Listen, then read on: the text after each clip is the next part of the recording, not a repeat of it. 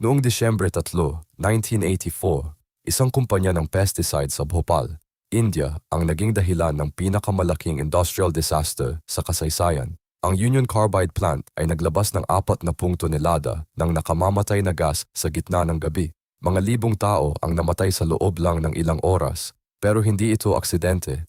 Mga buwan bago ang trahedya, sinara ng kumpanya ang mga safety system para makatipid. Walang training ang mga worker, walang maintenance ang mga makina. Nang lumabas ang methyl isocyanate gas, kumalat ito sa mga natutulog na pamilya. Mga bata at matatanda ay nagbibula sa bibig. Mga mata ay nabulag, mga pamilyang takbong walang patutunguhan sa dilim. Si Warren Anderson, ang CEO, ay tumakas agad sa India para hindi makasuhan. Sinabi ng Union Carbide na kulang lang sa 2,000 ang namatay, pero ang totoo, mahigit 50,000 tao ang naapektuhan. Hanggang ngayon, lason pa rin ang tubig sa lugar na iyon. At hanggang ngayon, walang hustisya para sa mga biktima ng Bhopal.